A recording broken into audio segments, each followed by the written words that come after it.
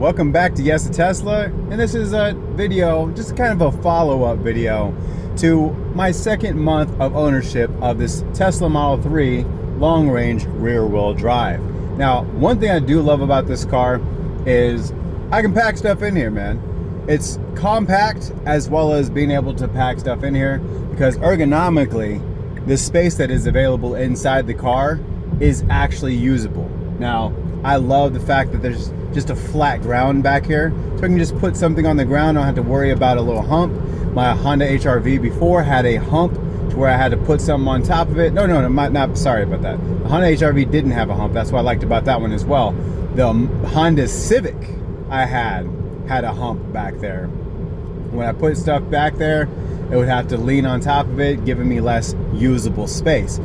You can tell the attention to detail of Tesla in general has literally been a game changer since the beginning. Aside from the first car, because there's not much usable room in a Tesla Roadster, which is only 2 seats, 2 doors, and a small motor that makes it go. And if you don't know how the Tesla motor works, there's no physical engine anywhere, obviously, but the motor itself is attached to the actual wheels themselves. The rear wheels in the back are attached as one thing. So I'm not sure if you used to have like Matchbox cars to where the little wheels would come off and they'd be all on one bar. It's the same thing as that, and that's where the motor is actually generating the power, and everything else is just connected with wires.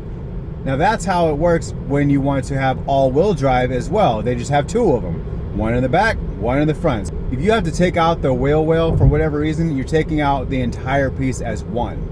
And which is pretty crazy, and that's what they went for, but that also gives you less moving parts. It's all one thing, and you're able to give 2 sets of wheels one brain, you know? So you have technically 2 brains, one in the front, one in the back, that are able to spiral like this if needed to get you out of a spin if you have rear wheel or all-wheel drive. Now, obviously, this does come down to you as a driver. You're still going to need to know how to drive, but a lot of the guesswork on how to get out of a spiral is done for you through the motor as well as the actual brain of the car, which is the center screen that you see here. That's the computer. That's where all the stuff is happening at.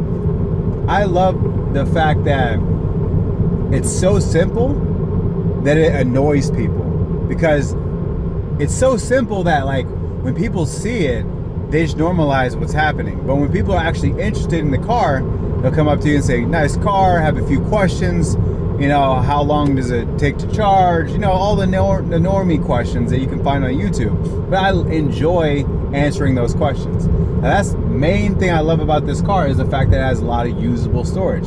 The thing I don't like about this car is gotta be the glove box. The glove box has the most smallest part in there, which makes no sense. It could have definitely deepened it. It has like basically like a hump down like this, and then a hump up.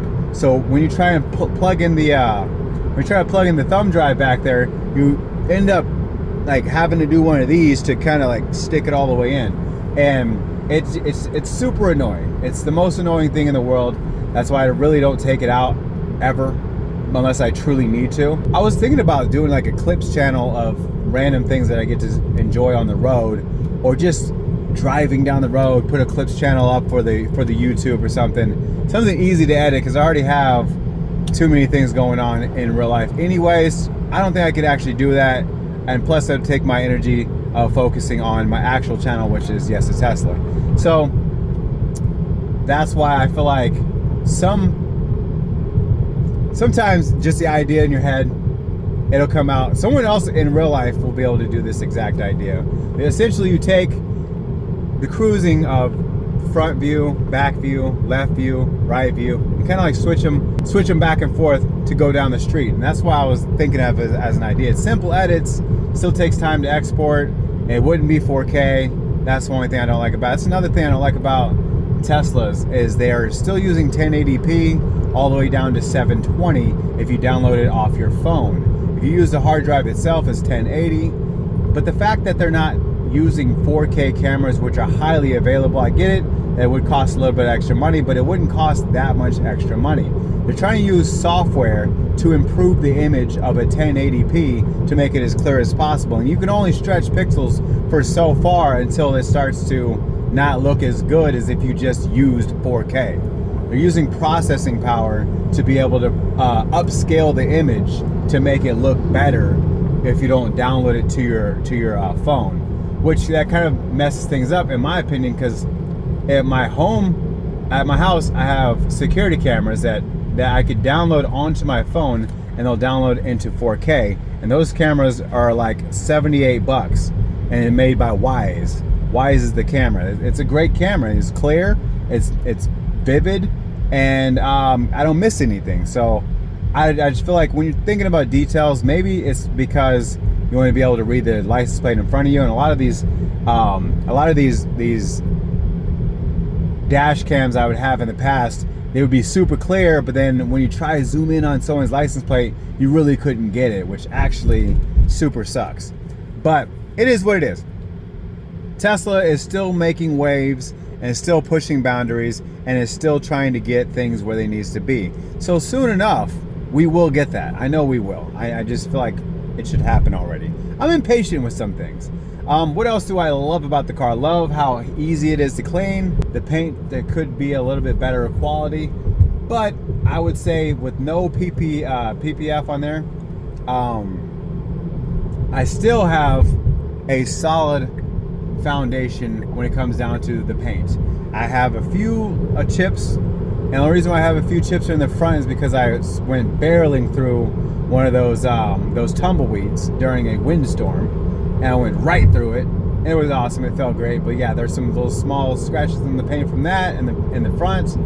Other than that, I don't have any other like actual damage anywhere. This is stuff that you can easily fix with a paint repair kit, or going out and getting your paint corrected for any other minor abrasions. I've never taken this car. It's never been through a car wash. It's only been hand washed.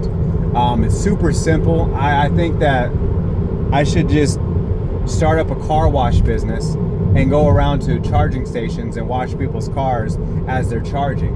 And I just feel like it's so easy doing a Tesla, even a Tesla Model Y or an X, which are a little bit taller. I would rather not do those. I'd rather just do Model 3s and Model S's, but it is what it is. I would do any Tesla there is for the right amount of money. And would it be cheaper? No, it would not be cheaper than just going to take it through the actual wash, but we all know how sensitive the paint is. So why would you want to risk it when you have someone right here that's ready to hand wash it for, let's just say 40 bucks. I feel like that's a reasonable price for let's just say a Model Y or a Model X, $60 for your Cybertruck, and $20 for your Model 3. And I'm not talking about inside and outside. I'm just talking about the outside, hitting the wheels. If you want this special spray, that'll be an additional 10 bucks. That'd be 30 in total. Your car on the outside would look spectacular. You can vacuum out your own car, and you can baby wipe your own car. That's your own thing. I feel like, yeah, I could do that, you know? Because it's not annoying to do Teslas. So for me personally, I love washing my car. I literally just washed it today, and I washed it. It almost rained on me like in the next few minutes. So I had to wipe it back down again, but I'm back out here with the clean car. If it rains tonight, which it most likely will because we are in monsoon season here in Arizona, but if it happens again, guess what? Tomorrow, I'm right back out there washing the car early enough and wiping it down. And I use a filter. I put a filter on my hose. I'll put that link down below as well. But that filter on the hose makes it into distilled water. And that makes it so that way you don't get a bunch of watermarks adapting to your car with all those minerals that pass through a hose. And I'm glad I found out this routine because it's so much easier to do that rather than me having to go off and do a car wash, because by now there'd be spirals all over this car and it would look majorly ugly. I've taken my Model Y through the car wash one time, and it wasn't even the spinny brushes. It only had like a few of them in there, and it still gave me the spirals on the back right, and it wasn't bad. It was just enough to be like, oh, see, if I keep putting it through there, these are only going to get worse. And I've seen someone's car look beautiful, and then at a closer look, all of a sudden there's spirals everywhere. That's That's crazy. So I think that's one of my annoyances with Teslas in general, is the fact that you have to hand wash it, man. You have to. Otherwise, you're gonna get spirals. It's not gonna look good. It's gonna look ugly, and before you know it, you're gonna go off and get it paint corrected anyways. That's why people are saying, well, get PPF. PPF is at cheapest $2,000 if you do it by yourself. Means you can go to a company and they'll sell you pre-slice, and you'll have to just do it yourself, which takes some time. But if you want someone else to do it like a professional, it's $4,000 and up, just for a professional to go off and do it for you. $4,000 and up. I'm good. I'm okay. I don't think so. I'm not going to do that. Paint correction, I'm not sure how much that is. I probably would think it's probably like $1,000 or so for paint correction. So you might as well just spend the $30 on a filter, hook it up to your hose, and wash it by hand.